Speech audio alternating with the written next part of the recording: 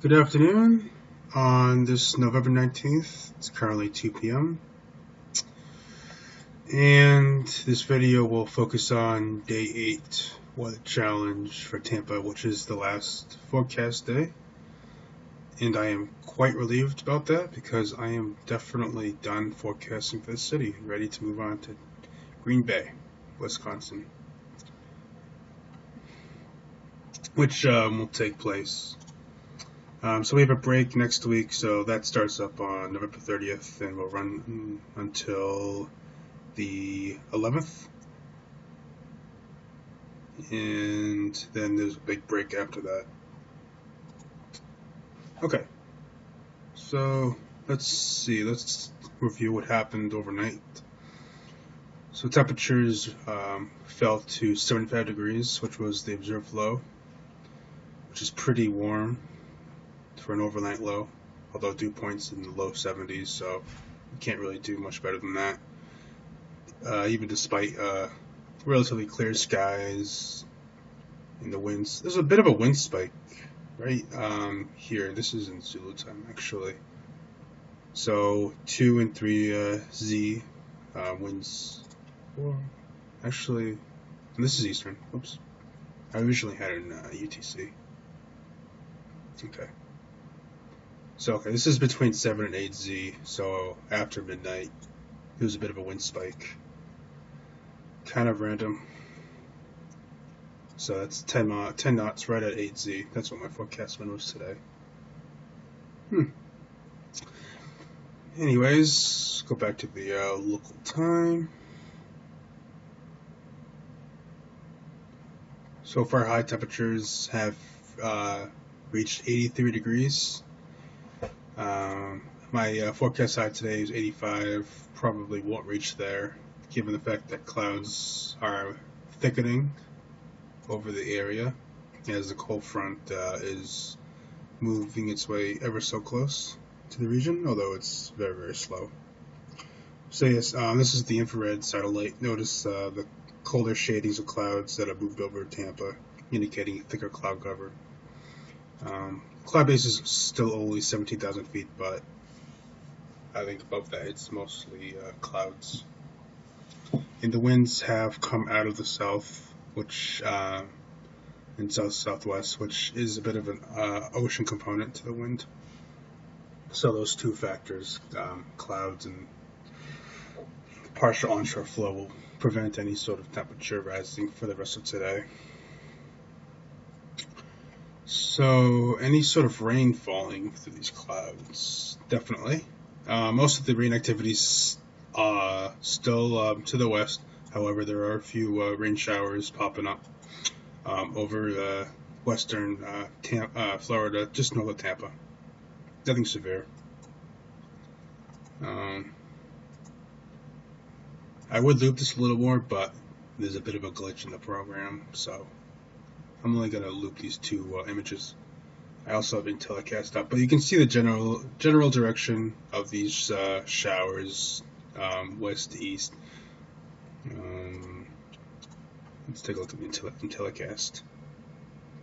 So it looks like the rain is slowly but surely making its way into the Tampa area. So we'll see. I don't think they're going to get drenched with rain. I think there'll be a little bit of rain, but not a huge story. Okay. So that'll do for the rest of today. So we still have to wait for all this to move through before we can see any change in the weather. So let's see when that happens. Take a look at the forecast radar and satellite on the 15Z RPM. Okay.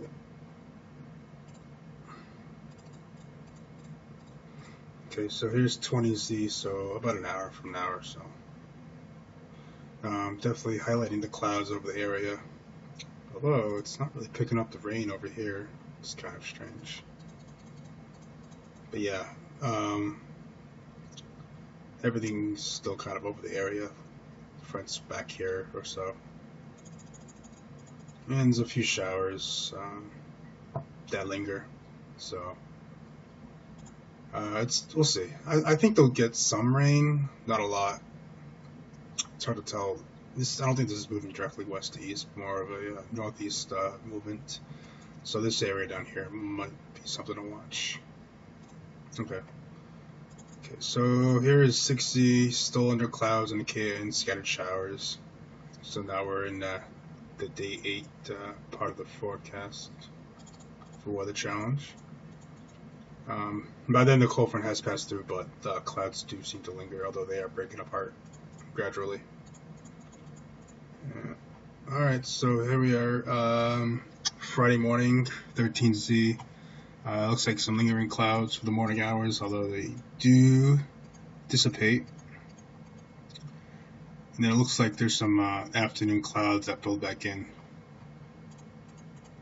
from the east, although looks like a fairly sunny day. Okay, and then looks like there's still a good amount of low-level moisture for much of the day. Okay, so let's take a look at the time at cross sections. So yeah, there's still a lot of low-level moisture. Yeah, despite the front passing through. So that tells you that the front, there isn't really much of a front anymore. The only noticeable thing will probably be a wind shift, and even that's fairly light. So here's looking at tomorrow, a lot of low-level moisture. Probably not really much in the way of clouds. Definitely an overall decrease in the moisture within the entire layer is definitely forecast NAM and GFS, but we do hang on to this low level moisture.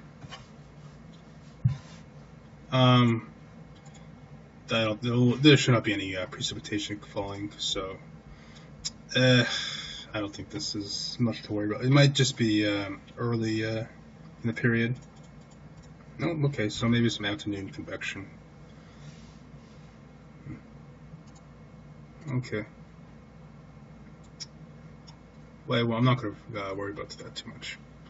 Main thing to worry about, I think, would just be the temperature. So let's see here.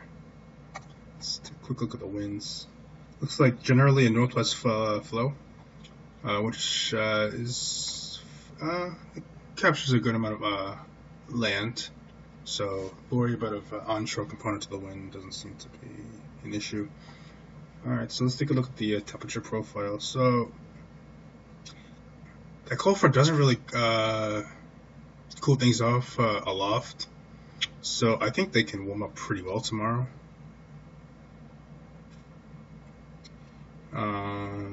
I wonder if this is overdone.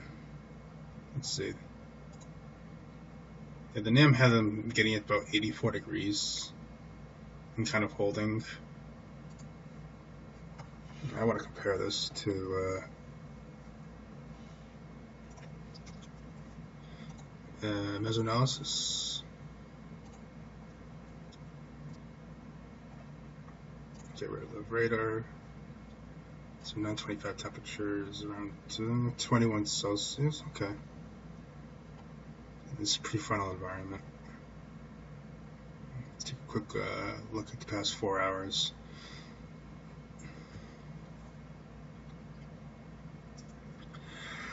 Okay.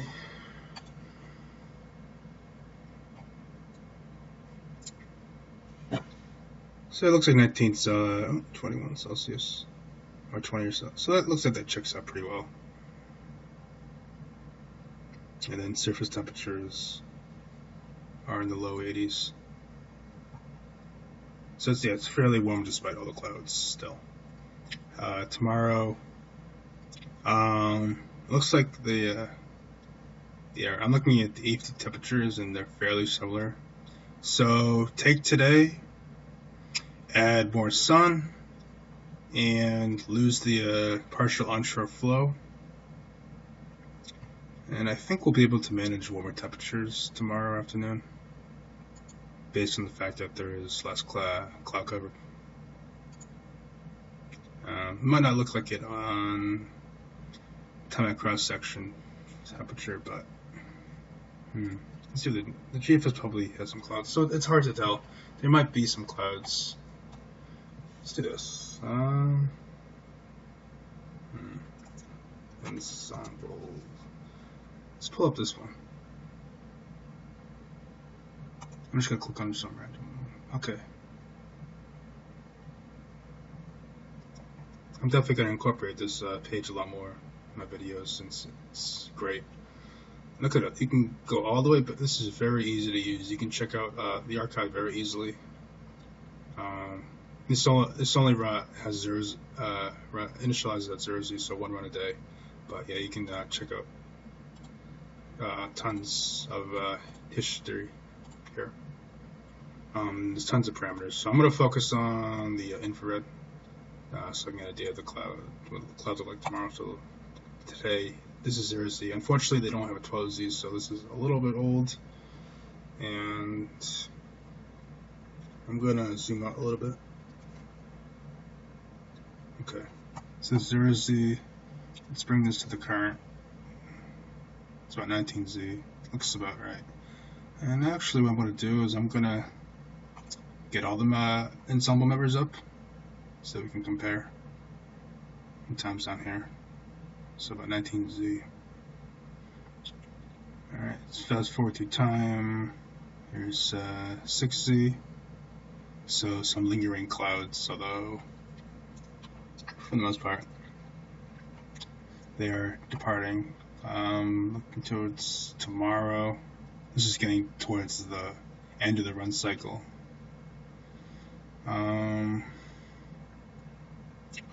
Unfortunately, we only have an infrared simulation, so it's harder to see lower level cloud features. Alright, here's let's do 19Z.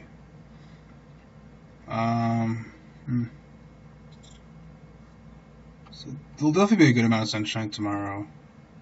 There's a few low-level clouds probably streaming from the northwest.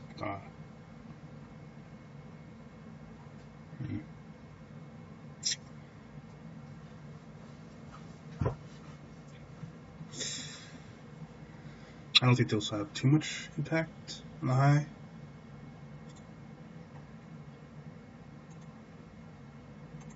So I think the bottles might be a little too cool tomorrow.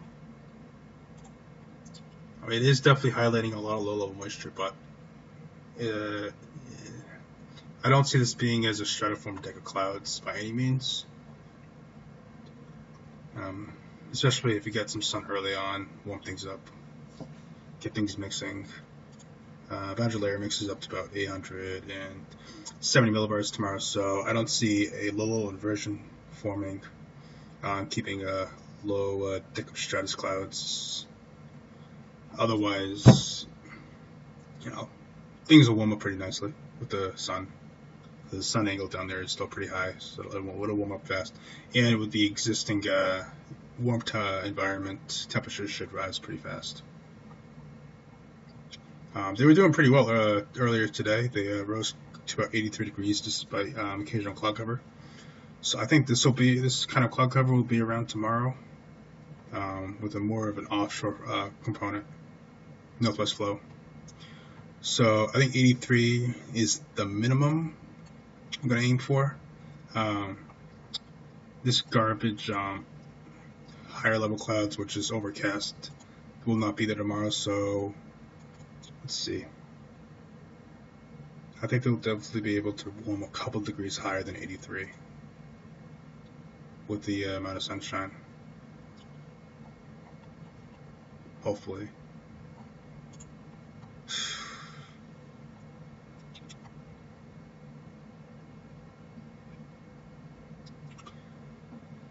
I'm gonna take a close. Let's see. Let's see what this has. Alright, so this is ensemble mean 2 meter max temperature. Let me zoom out slightly. Okay. Let's bring it to about now, 19Z. Zoom back in.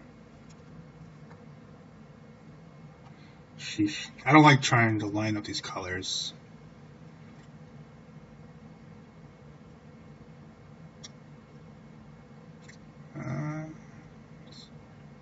See, I think this shading is 80 to 85 or so that's pretty good. And let's see, let's go into tomorrow.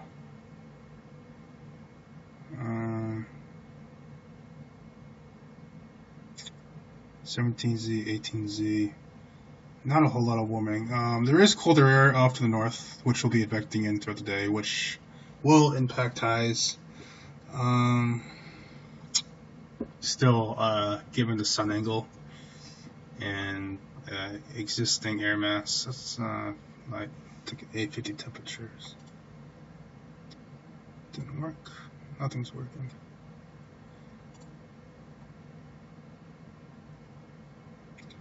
So here's 18Z. So we maintain a fairly warm environment at 850 millibars. And the flow at 850 is fairly weak, only 5 knots. So we're not advecting. We're not advecting any cooler air from the loft compared to 925. Let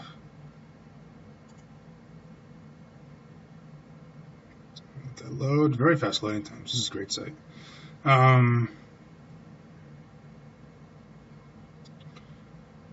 So yeah, again, the flow is still fairly weak at 925.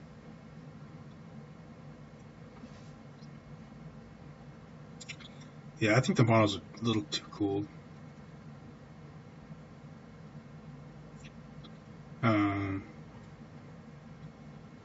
It's the last day, and I would like to improve my position somewhat, so I'm probably going to go a little aggressive with the high temperature. A couple degrees. Definitely higher than 83 degrees. We hit that today. And there's still a couple more hours of daylight, although today the clouds are already in, so that's pretty much squishes any sort of potential for temperature to keep rising. You can see how the temperature already fell 2 degrees just because of the cloud cover. And probably continued onshore fetch. How about the low? When does that occur?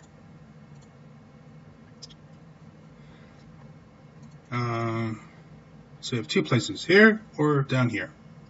Well, this is the precipitate water, so yeah, definitely a lot less moisture in the atmosphere. However, we do maintain the low moisture, so the potential for clouds still remains. Winds, yeesh. Looks like the winds are kind of active during the second overnight period out of the looks like west-northwest. That doesn't help radiational cooling.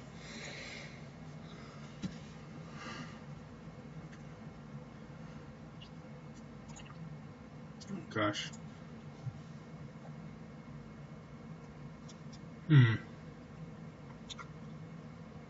So low temperatures, no big change between tomorrow morning and then tomorrow night.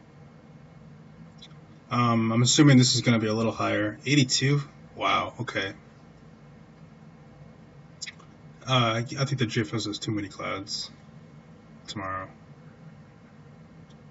I'm not really sure. I don't really have much experience with the city in a post-frontal environment with the lingering low-level moisture. So, looks like the low... looks like the NAM and GFS both agree in around 70, so I'll probably aim for that. But the high, more suspicious. Not a little too cool. See what the USL has to say. real quickly.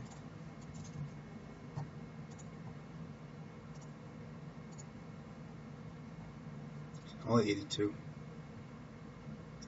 Yeah, notice the cloud cover. 18Z, really not much cloud cover at all. Yeah, it really only is. Okay, look at this. This is a northeast wind. Yeah, yeah.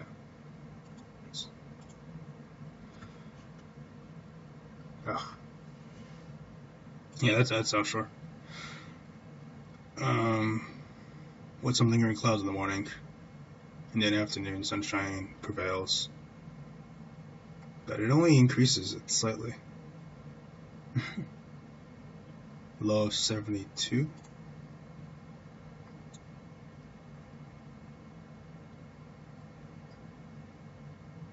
I think this is too low. Offshore flow, good amount of sunshine. That usually allows them to get middle 80s. Again, because the temperatures are off, the 850 millibar temperatures are still pretty warm, despite the cold front. Lack of cold advection at that level.